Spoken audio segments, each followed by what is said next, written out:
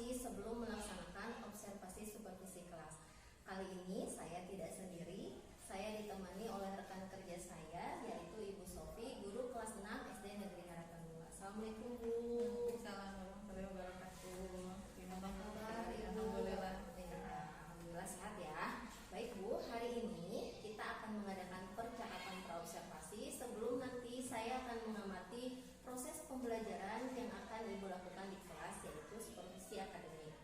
Adapun tujuannya dilakukan supervisi adalah untuk bisa mengetahui jalannya proses pembelajaran yang Ibu lakukan dan mengapa kita melakukan proses percakapan praobservasi adalah untuk persiapan awal sebelum nanti Ibu melakukan kegiatan pembelajaran agar lebih siap dan percaya diri sehingga Ibu bisa memberikan pembelajaran yang terbaik bagi Ibu.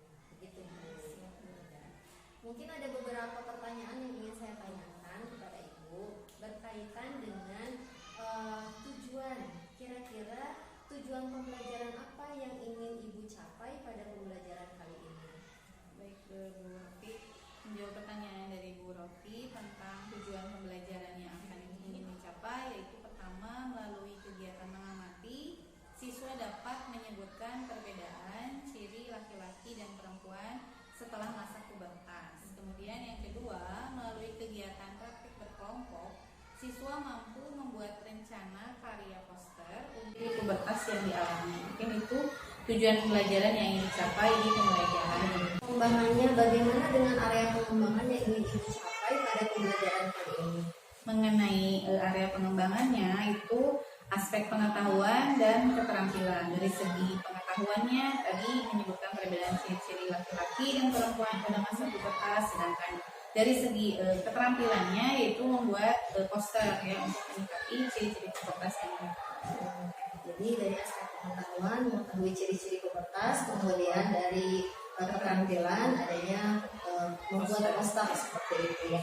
Kemudian saya ingin tahu bagaimana skenario pembelajaran yang Ibu laksanakan, baik itu dari strateginya, kemudian metode dan model pembelajarannya seperti apa. Dari segi strategi pembelajarannya, di sini saya menggunakan strategi pembelajaran terdiferensiasi dan PSE, itu sosial emosional. Kemudian untuk metodenya di sini saya menggunakan diskusi, ya ceramah, tanya jawab. Kemudian untuk model pembelajarannya yaitu program based learning. Jadi pembelajarannya, strateginya berdiferensiasi, kemudian ada juga PSE ya, metodenya ada beberapa tadi diskusi, ceramah, tanya jawab, modelnya adalah PBL.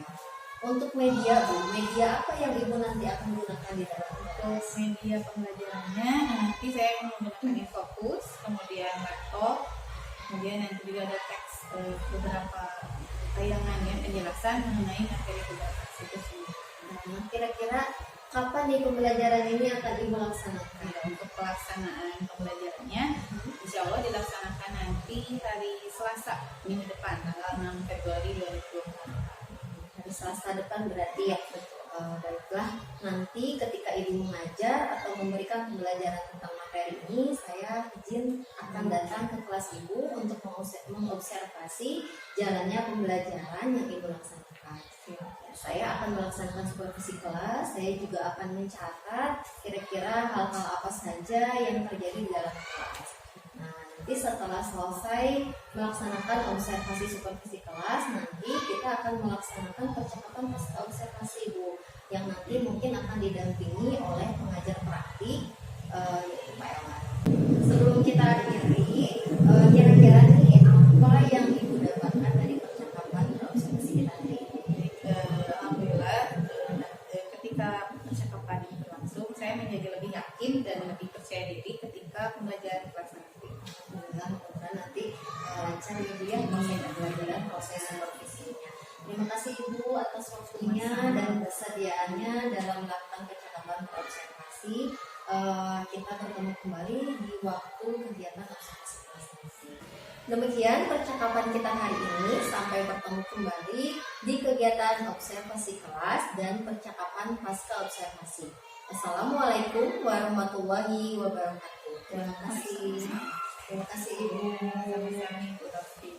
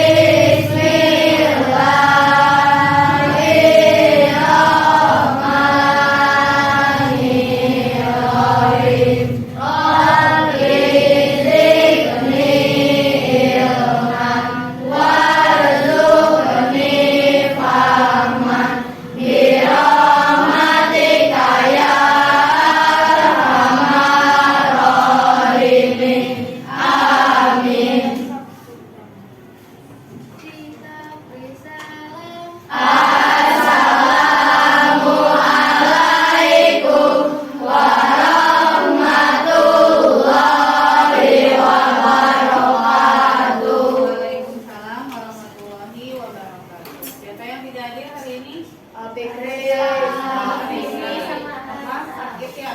Biasa katanya gejala tipes. Kita doakan mudah-mudahan hari kerja dan Fikri cepat sehat kembali. Amin. Sebelum kita mulai pelajaran hari ini, Ibu ingin kalian relax dulu, ya, tenang dulu.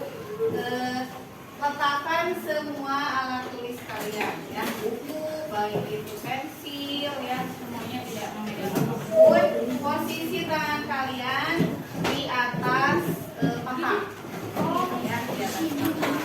Kita relax dulu. Ibu ingin kalian tenang sebelum mulai pelajaran, ya. Kalian dengarkan dulu instrumen yang akan dimainkan. Kalau bisa kalian pejamkan mata kalian, ya. Jadi relax, tarik nafas, tenang semuanya, ya. Tidak ketawa-tawa, ya.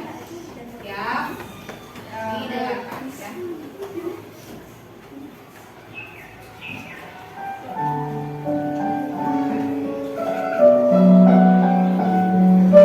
Bayangkan kalian berada di sebuah sawahan, ya, dengan pemandangan yang segar, ya, yang hijau-hijau. Ada air terjun, ya, kemudian pepohonan yang ada yang ngantuk tidak? Mungkin, ya. Ada apa lagi? Perasaan apa lagi? Perasaan lebih tenang, ya, pastinya lebih rileks lagi, ya. Supaya Ibu ingin nanti ketika kalian belajar lebih siap lagi, lebih tenang, emosinya lebih terkontrol lagi, ya. Jangan sedikit-sedikit emosi, sedikit-sedikit di ini teman, diganggu teman, marah-marah, ya. Supaya kalian lebih terkontrol lagi, emosinya lebih tenang lagi. Gimana, sudah siap belajar hari ini? Ya. Materi hari ini Ibu ingin menjelaskan tentang, ya, jelas ya supaya yang ini. Oke. Di sini ada gambar apa nih? Ini gambar apa nih? Tahap apa? Tahap pertumbuhan perkembangan. Ini apa namanya? Ada bayi, balita, anak, remaja. Hari ini kita bahas tentang ciri-ciri secara fisik, ya, terjadi secara primer dan sekunder. Nah, secara primer itu perubahan dalam tubuh meliputi perubahan hormon dan organ kelamin. Sedangkan pubertas secara sekunder itu ditandai dengan perubahan yang tampak dari luar. Ya. Contohnya di sini pada laki-laki, ya. Organ kelamin yang mulai berfungsi dan menghasilkan sperma dalam fleksi. Makanya kalau laki-laki itu ciri-cirinya yang pertama mengalami pubertas, mengalami mimpi basah. Ya. Kedua, ada spontan pada remaja laki-laki, kemudian kumis dan jenggot. Ada yang sudah tumbuh kumis di sini? Iya, tumbuh. Nah, jakun, mana jakun? Nah, ini dia kecil laki-laki, kalau perempuan nggak ada jakun. Ya. Suara berubah menjadi lebih besar. Biasanya kalau laki-laki lebih Remaja, masa pubertas, masa perubahan, perubahan primer, perubahan sekunder, terbentuknya sperma sebelum dan setelah, dan perubahan ada di tubuh kita, terbentuknya sperma sebelumnya sebelum, dan perubahan ada di tubuh kita.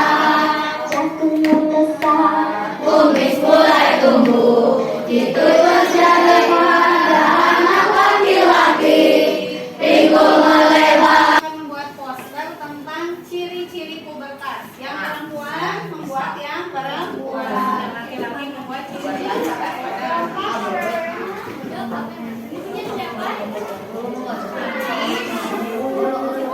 kalian buat keterangan seperti di gambar. belajar berminat. Jerawat.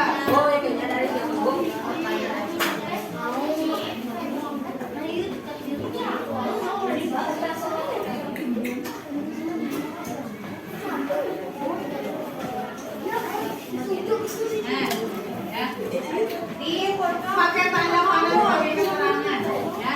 Ciri-ciri kebebasan pada perempuan. Jadi, misalkan mengalami menstruasi, pakai tanda panah. Ini belum membesar.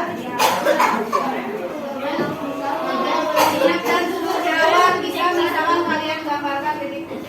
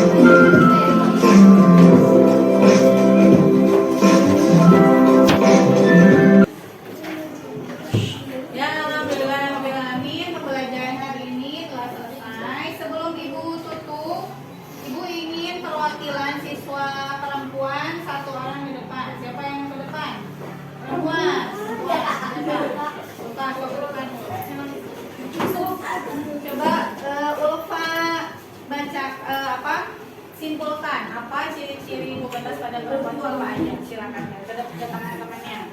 Jadi ciri-ciri pubertas pada anak perempuan yaitu mengalami menstruasi, payudara mulai membesar, pinggul membesar, tumbuh rambut halus di ketiak.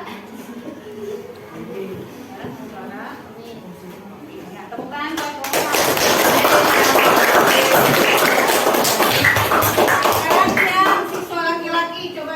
yang ke depan siapa? Azril. Oke, Azril, apa saja sih ciri-ciri pubertas pada anak laki-laki? Tumbuh halus di bagian ketiak, suara membesar, mulai tumbuh Jakun, apa lagi? kumis dan janggut, Kumis yang janggut. Mengalami mimpi basah. Ya, tepuk tangan buat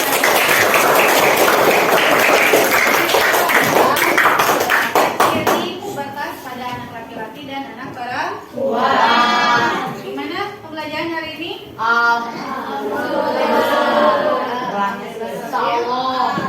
Ya, kita tutup dengan doa. Silakan Ulfa pimpin doa. sikap berdoa.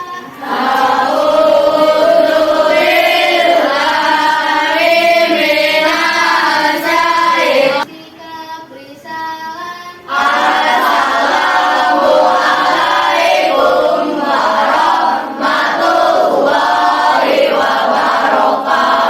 Waalaikumsalam warahmatullahi wabarakatuh.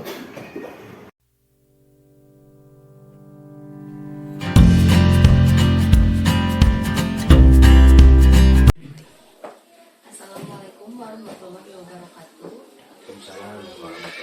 Saya Rofi Siti Rosida, calon guru penggerak angkatan 9 Kota Cimahi dari SD Negeri Harapan 2. Hari ini saya ditemani oleh Ibu Sofri sebagai guru yang telah diobservasi pada kegiatan supervisi akademik, dan saya pun ditemani oleh Pak Elan sebagai pengajar praktik pada pendidikan guru penggerak angkatan 9. Assalamualaikum Ibu Bapak. Waalaikumsalam. Bagaimana kabarnya? Alhamdulillah. Baiklah, di percakapan pasca observasi ini saya akan memberikan pertanyaan-pertanyaan kepada Ibu terkait dengan jalannya observasi kelas yang telah dilakukan dengan tujuan untuk mengevaluasi sejauh mana proses pembelajaran yang sudah Ibu lakukan di kelas. Baiklah, untuk pertanyaan pertama, bagaimana perasaan Ibu terkait dengan jalannya observasi kelas yang sudah dilaksanakan? Untuk perasaan, mungkin saya merasa sedikit tegang gitu ya Bu Rofi, grogi mungkin ada pasti, tapi alhamdulillah observasinya berjalan dengan lancar. Alhamdulillah berjalan dengan lancar. Baik Ibu, bisa diceritakan kembali area pengembangan apa yang Ibu kembangkan di dalam kelas dan fokus perkembangannya, kemudian tahapan atau langkah-langkah pembelajaran yang Ibu lakukan di dalam kelas. Untuk tahapan pertama mungkin membuat perangkat pembelajaran gitu ya, kemudian menyiapkan bahan ajar, media ajar, ya, APP dan APD. Untuk area pengembangan di sini ada pengetahuan dan keterampilan. Untuk pengetahuan di situ murid memahami ciri-ciri pubertas ya pada laki-laki dan perempuan. Untuk area keterampilan, murid membuat poster ciri-ciri pubertas pada laki-laki maupun perempuan. Untuk fokus pengembangannya itu adalah pada aktivitas peserta didik itu sendiri di dalam kelas. Untuk langkah-langkahnya di dalam kelas dimulai dari pendahuluan dengan memberikan pembelajaran sosial emosional, ya. Kemudian persepsi kegiatan inti itu mengamati tayangan ya, atau PowerPoint tentang materi pubertas. Kemudian kepada aktivitas penugasan itu berupa pembuatan poster ciri-ciri pubertas dan diakhiri dengan kesimpulan dari peserta didik mengenai pembelajaran pada hari tersebut. Ya, baik, jadi tahapannya melalui tadi membuat perangkat pembelajaran, kemudian area pengembangannya ada pengetahuan, keterampilan, serta fokus pengembangannya adalah aktivitas peserta didik di kelas seperti itu. Baik, menurut Ibu sejauh mana keberhasilan pembelajaran yang Ibu ceritakan tadi? Apakah sudah mencapai pada tujuan pembelajaran dan apakah sudah sesuai dengan area pengembangannya? 100% belum ya, kita masih ada mungkin sekitar 20% yang masih kurang memahami materi tersebut. Jadi ada murid sekitar 20% lah yang kurang memahami gitu ya.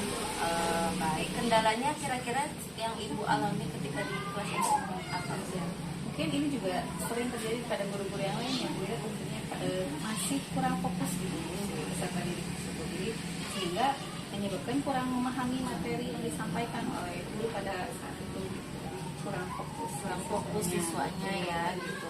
Menurut Ibu kira-kira mengapa tuh hal tersebut bisa terjadi? Nah kayaknya mungkin karena saya tuh belum memperhatikan kebutuhan belajar murid gitu ya, dan seharusnya tuh saya lebih memahami gitu, karena kan gaya belajar itu ada auditori gitu ya, ada kinestetik, ada visual gitu. Jadi saya belum menerapkan sesuai dengan gaya belajar siswa gitu. Jadi mungkin kebutuhan belajar muridnya belum terpenuhi gitu ya. Ya seperti itu ya. Baik, solusi atau rencana apa yang akan Ibu lakukan untuk kedepannya mengenai hambatan atau kendala yang tadi? Jadi rencana saya ke depannya mungkin akan lebih memperhatikan gaya belajar murid, itu salah satunya dengan cara memberikan angket, mungkin akan melakukan asesmen dari gaya belajar siswa masing-masing ya, jadi supaya untuk mengetahui apakah murid tersebut mempunyai gaya belajar seperti apa gitu, apakah visual atau auditori atau kinestetik, sehingga mungkin dalam pembelajaran nanti saya lebih bisa menyesuaikan gitu apa yang dibutuhkan oleh murid dan murid bisa lebih fokus pada pembelajaran. Nanti Ibu akan membuat angket, memperhatikan jadi analisis gaya belajar murid seperti itu dan mengelompokkan murid sesuai dengan gaya belajarnya. Baik Ibu, mudah-mudahan apa yang Ibu rencanakan ke depannya bisa terrealisasi dan bisa memberikan pembelajaran yang lebih baik lagi dari sebelum-sebelumnya. Saya tunggu cerita baiknya ya Bu ya. Nah, kira-kira nih kapan Ibu akan melaksanakan rencana tersebut? Insya Allah dalam waktu dekat saya akan melaksanakan analisis kebutuhan murid dan membagikan angket kepada murid. Nah, dalam waktu dekat ini ya. Kira-kira nih di sekolah apakah ada orang yang bisa mengingatkan Ibu atau misalnya bisa membantu Ibu dalam melaksanakan rencana Ibu? Tentunya ada ya, dengan kita ya, dengan rekan sejawat mungkin nanti akan membantu saya dalam proses analisis kebutuhan belajar murid. Jadi dari rekan sejawat semuanya kita nanti saling berkolaborasi gitu ya. Baik Ibu, terima kasih atas jawaban-jawabannya. Mudah-mudahan apa yang Ibu rencanakan berjalan lancar dan sesuai dengan harapan. Sebagai penutup pertanyaan, saya ingin bertanya kembali, bagaimana perasaan Ibu setelah kita melakukan percakapan pasca observasi ini? Alhamdulillah perasaan saya merasa senang, kemudian lebih percaya diri gitu Bu, untuk bisa mengeksplor kemampuan saya dalam pengelolaan kelas yang tentunya akan berdampak pada keberhasilan pembelajaran siswa gitu di kelas.